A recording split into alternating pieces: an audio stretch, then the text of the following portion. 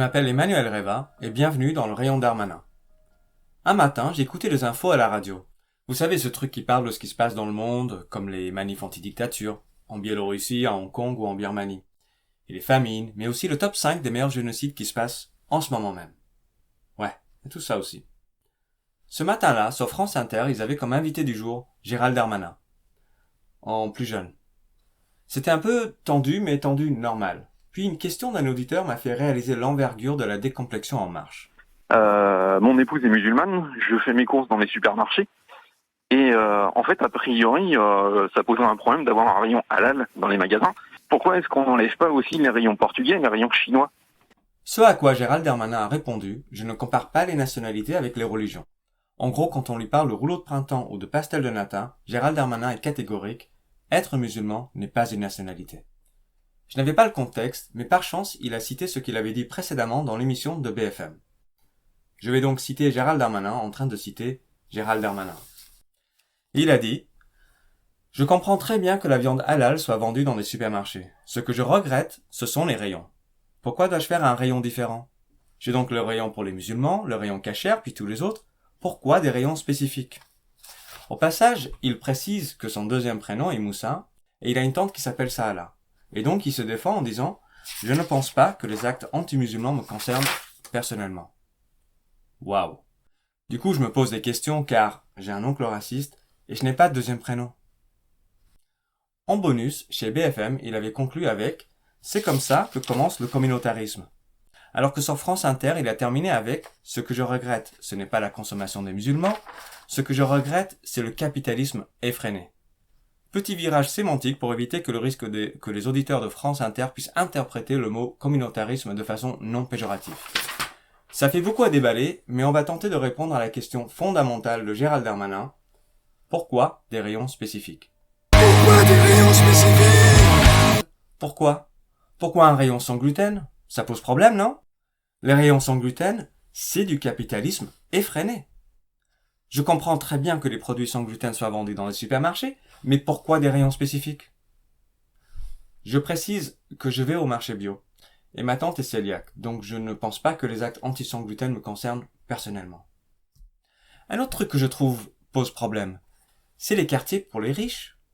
Être riche, c'est pas une nationalité, même si les probabilités d'être riche dépendent de sa nationalité. Mais je suis ouvert d'esprit, je comprends très bien que des riches vivent à Paris. Ce que je regrette, ce sont les quartiers. J'ai donc le quartier des 1%, les quartiers bobos gentrifiés, puis tous les autres. Pourquoi des quartiers spécifiques? Je précise que légalement je suis pauvre et personne dans ma famille est riche. Et donc, d'après la logique de Gérald Darmanin, les actes anti-riches me concernent personnellement. On me souffle à l'oreille que pour des raisons légales, je dois rester sur le sujet des rayons de supermarché. Alors ok, parlons du rayon anti-gaspi. Pour les gens qui ne connaissent pas, c'est un rayon entièrement dédié aux pauvres et aux radins. C'est du communautarisme en croissance. Il y en a de plus en plus. Il y a même des magasins entièrement dédiés aux pauvres et aux radins. C'est le grand remplacement des riches par des pauvres. C'est le capitalisme effréné. À propos des rayons de produits moisis, les yaourts et les conserves, je veux bien, mais le recyclage a ses limites. Et au passage, on devine où Gérald Darmanin fait ses courses. Mais soyons clairs. Ces propos expriment une phobie envers une communauté minoritaire de personnes qui souhaitent tout simplement faire leurs courses à l'aide d'une liste organisée par rayon. Et aussi la communauté musulmane. Ce dédain envers les rayons dans les magasins est une insulte envers la communauté de la grande distribution. Et aussi la communauté musulmane. Je parie que Gérald Darmanin va maintenant nous apprendre que son deuxième prénom c'est Carrefour et que son oncle s'appelle Édouard. Vous imaginez les supermarchés selon Gérald Darmanin? Complètement désorganisé, avec les produits alimentaires à côté du papier toilette? On n'est pas des chats? À propos, le rayon chat, c'est du communautarisme effréné. En un seul rayon, dédié à la communauté féline, les chats trouvent tout ce qu'il leur faut. Croquettes, litières, jouets, tout. Ils ne mettent même pas une petite patte dans les autres rayons. Faut se méfier des chats avec leur plan de grand remplacement des animaux de compagnie. Et puis, être chat, c'est pas une nationalité. Cependant, je comprends très bien que les produits pour chats soient vendus dans des supermarchés. Ce que je regrette, ce sont les rayons. Pourquoi des rayons spécifiques? Je précise que mon grand-père était rabbin, et donc je ne pense pas que les actes anti-félins me concernent personnellement. On dirait que Gérald Darmanin tente de voiler son islamophobie de plus en plus décomplexée à travers un discours de séparation de l'Église et du consumérisme. Si on va au bout de son raisonnement, on devrait supprimer le rayon Noël. Évidemment. Désolé les enfants, Gérald Darmanin annule Noël. Et aussi, ce sketch n'est pas pour les enfants. J'en profite pour demander aux parents qui viennent au spectacle de stand-up avec leurs gosses. Pourquoi ? Vous pensez que le stand-up c'est des histoires mignonnes de chauves-souris avec de temps en temps des lâchers de gros mots ? Couvre-toi les oreilles, Kevin, le monsieur va dire enculé. Voire pire.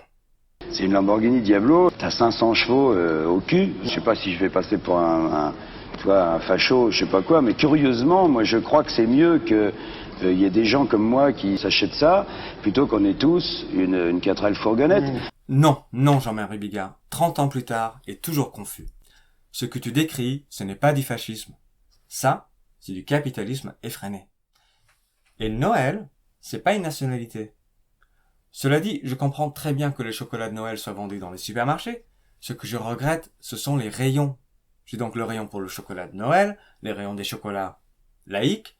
Pourquoi des rayons spécifiques ?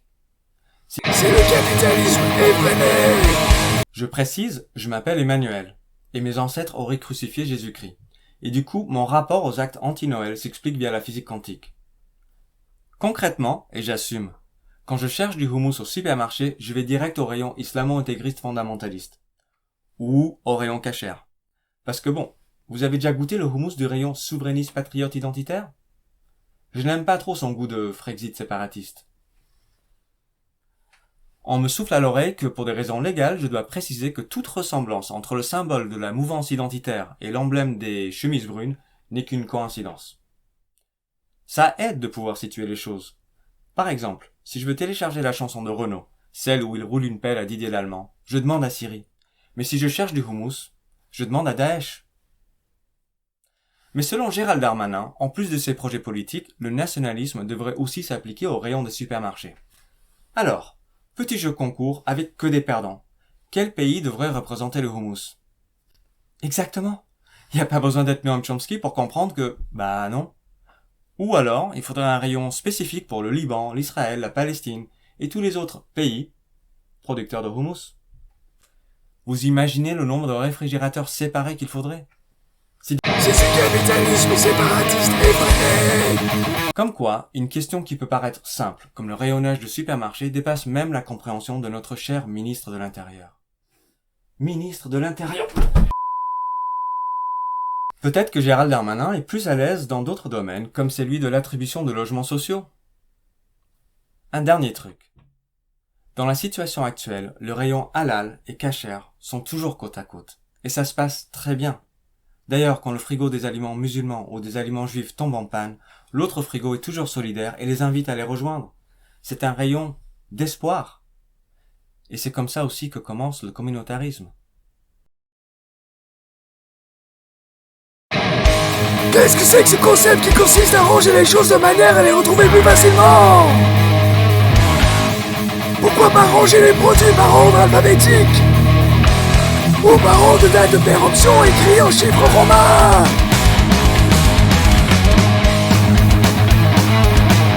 Les supermarchés, c'est moi ! Les rayons, c'est une invention des islamo-gauchistes pour faire du séparatisme alimentaire. Tout en bas.